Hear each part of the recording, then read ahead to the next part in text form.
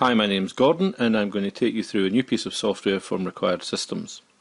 This software is called How Good Is Our Home, and it's a way of measuring your compliance with either the CQC Audit statements or the Infection Control Audit statements. The one we're looking at here is the CQC Audit. I'm going to take you through what we're seeing on the main screen here of this piece of software. In this column here you'll see a list of all of the 28 outcomes and standards to be audited in a CQC audit. This column here tells us if all the data has been entered for a particular standard, and you can see it has for this one, but the data has not all been entered for this one here. This column shows us the level of compliance in each of the standards, and if we scroll down we can see the compliance percentage there. Compliance is measured as a percentage.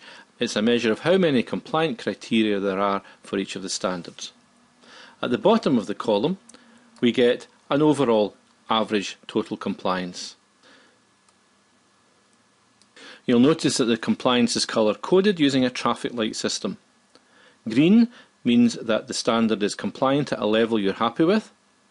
Amber means that there's still some work to be done on reaching compliance, and red means there's an unsatisfactory level of compliance. We'll come back to how we go about setting these colours later. You'll also notice, if I scroll across here, that we have a graphical representation of our compliance. This is a good way to get a quick look and see which of our standards are compliant and how far the other ones are falling short of compliance. You see all 28 standards, and for the infection control you see the 10 standards in the graph. Everything on this screen which is underlined is a link, and when we click on that link it takes us to another screen of the software. So if I click on the user notes link here, it takes us to a screen with a set of notes telling us how to go about filling in this measurement tool. Also on every screen you'll find a link which takes you back to the main screen, so clicking on there takes me back to the main screen. Let's look at how we go about actually filling in the data then to measure our compliance. Let's take the second outcome here, consent to care and treatment. When we do that, a grid opens up which has got a list of all the criteria down here, there's 16 of them, and there are a number of columns up here, one for yes we are compliant, one for no we're not compliant, one which can be used to say this criteria is not applicable to our particular situation, and there's a space here to make a brief comment. The data for this standard is incomplete, as we saw on the main screen, and we can immediately see which two of the criteria have not been filled in, because they're highlighted in blue here. As soon as we fill these in, so let's put in a 1 there and a 1 there, let's say we're compliant in both of these, immediately the blue highlighting disappears to show that we've completed the data. Also, if we accidentally put a 1 in twice, we will get a red highlight to show we've made a mistake. We can't be both compliant and non-compliant at the same time in one of these. So let's go back and change that. Now if I go back to the main screen, we should see now that this data is complete and the level of compliance should have changed. So there we are. Yes, data entry is complete and our compliance has gone up to 93.8%. Okay, so how do we go about setting the threshold for the red, amber and green?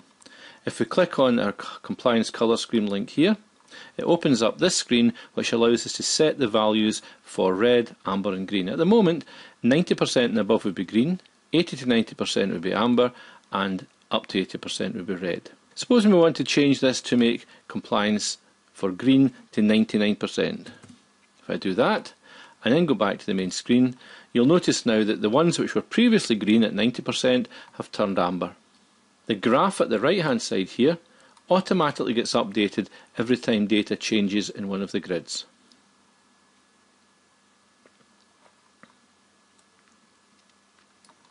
This software has been written using the Excel package, and Excel is available in Microsoft Office in both the PC and Apple Mac.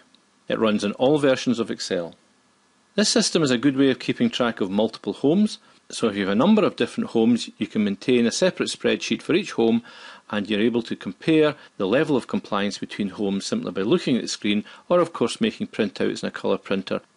The spreadsheet can be saved, and in my particular version of Excel I go up to this button here, I click on there and I click on save, and that allows me to save the spreadsheet as it is at the moment. So there we are. How good is our home? for CQC Audit, and how good is our home for infection control. 2 tools to help you to measure your compliance with the CQC standards for infection control or for the main audit. Thanks for listening.